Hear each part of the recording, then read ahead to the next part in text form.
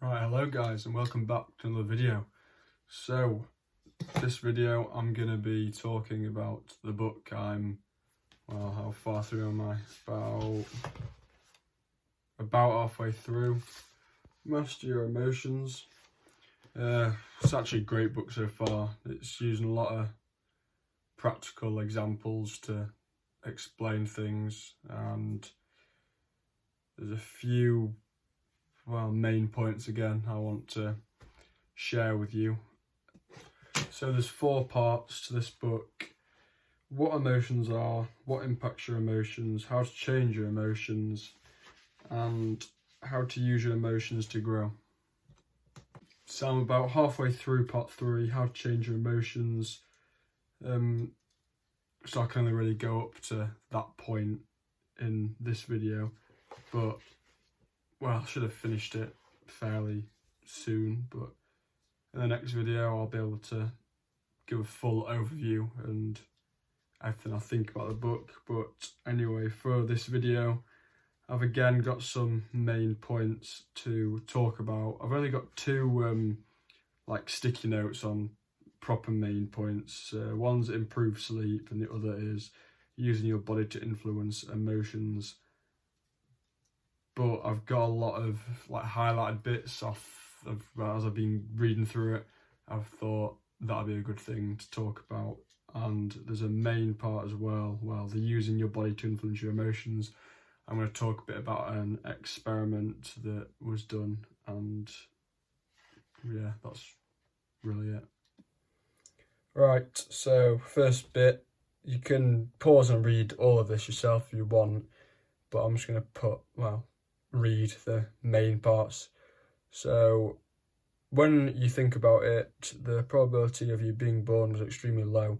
For this miracle to happen, all the generations before you had to survive long enough to procreate.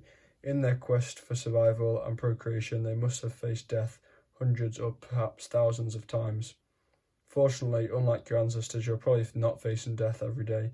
In fact, in many parts of the world, life has never been safer, yet your survival mechanism hasn't changed much. Your brain still scans your environment looking for potential threats. So this bit is why really a lot of the old threats that were actual threats to life have kind of become obsolete, as it says in the next bit here. But that means now a lot of threats that aren't really threats have become like the main threats, if you know what I mean. So that's why a lot of people have anxiety nowadays, because they're constantly thinking of threats that most likely aren't going to happen. So in many ways, some parts of your brain have become obsolete. While you may not be seconds away from being eaten by a predator, your brain still gives significantly more weight to adverse events than to positive ones. Fear of rejection is one example of a bias towards negativity. In the past, being rejected by your tribe would reduce your chances of survival significantly. Therefore, you learn to look for any sign of rejection, and this became hardwired in your brain. Whereas nowadays, being rejected often carries little or no consequence to your long-term survival. You can be hated by the entire world and still have a job, a roof, and plenty of food on the table. Yet your brain remains programmed to perceive rejection as a threat to your survival. Then a bit further down, like here, if you listen to your mind, you may even create a whole drama around it. You may believe you aren't worthy of love and dwell on a rejection for days or weeks. Worse still, you may become depressed as a result of this rejection.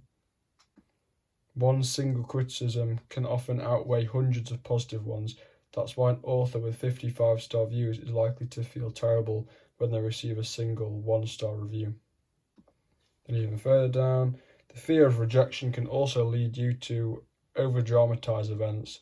If your boss criticized you at work, your brain might see the criticism as a threat, and you now think, what if my boss fires me?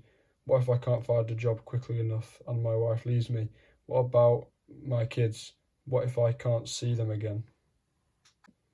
So this is the whole what if thing. Like, a lot of people keep saying what if, but the chance of it happening is so little. Everyone's had it before where they've done something. It's usually like, I guess with injury, they hurt themselves and they think all these what ifs and start searching up what the problem is on Google, and that just makes them even more scared of what's happened, when really it's really not the end of the world. So why your brain's job isn't to make you happy. Your brain's primary responsibility is not to make you happy, but to ensure your survival. Thus, if you want to be happy, you must actively take control of your emotions rather than hoping you'll be happy, because it's your natural state. So if what this is pretty much saying is that you don't just keep hoping like things will come or things will get better, you just actively like make it better. I've not really highlighted any part of this dopamine bit, but I quite like talking about the whole dopamine things. I think a lot of people they're just confused by it. And so it says, well, dopamine's a neurotransmitter that, among other functions, plays a significant role in rewarding certain behaviours. So the first reason it was really the reason we have it is so that we reproduce and find food, really, and it's to keep the human race going. Whereas now there's been a lot of bad dopamine things that have been added, like TV and video games and food that tastes good but is really bad for you, and other various things. There's a few things that are very, very bad for your dopamine, but I guess you can just search that and find it out and avoid it. Here, today's society is selling a version of happiness that can make us unhappy. We've become addicted to dopamine mainly because of marketers who have found effective ways to exploit our brains. We receive multiple shots of dopamine throughout the day, and we love it. But is that the same thing as happiness? Worse than that, dopamine can create real addictions with severe consequences on our health. Research conducted at Tulane University showed that when permitted to self-stimulate their pleasure center, participants did it an average of 40 times per minute. They chose the stimulation of their pleasure center over food, even refusing to eat when hungry. Korean Lee Swang-seop is an extreme case of this syndrome. In 2005, Mr. Lee died after playing a video game for 58 hours straight with very little food or water and no sleep. The subsequent investigation concluded the cause of death was heart failure, induced by exhaustion and dehydration. He was only 28 years old.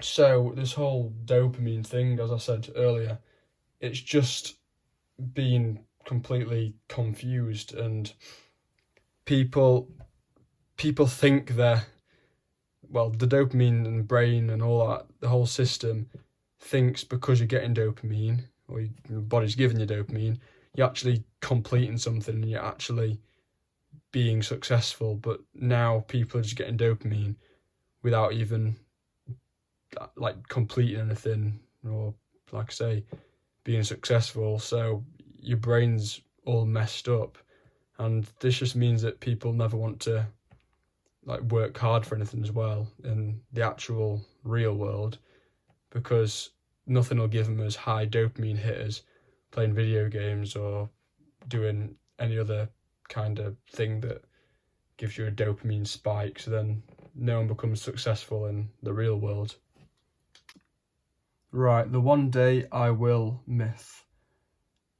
So I'm not going to read the whole part out, I'm just going to explain it. That people think that when I get this car, when I get this new house, when I get all these materialistic things, that they'll be happy. But the reality is that you'll just feel the same. You'll have a bit of temporary happiness, and this links to the dopamine thing.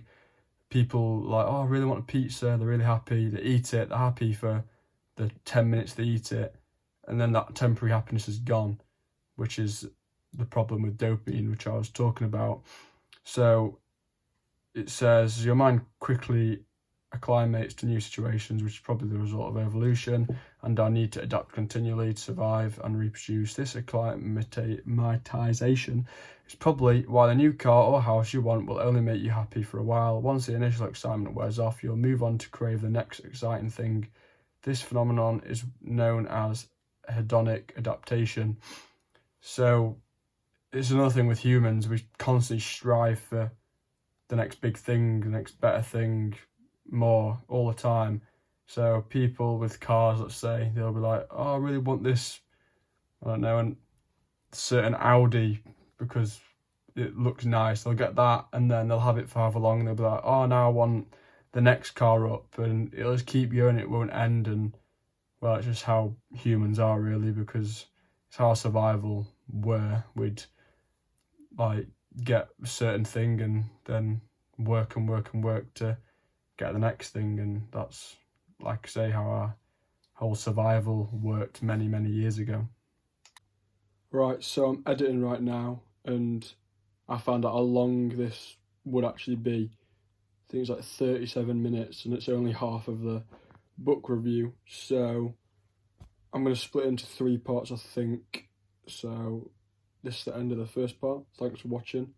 Please like and subscribe and come back for the next one if you're interested.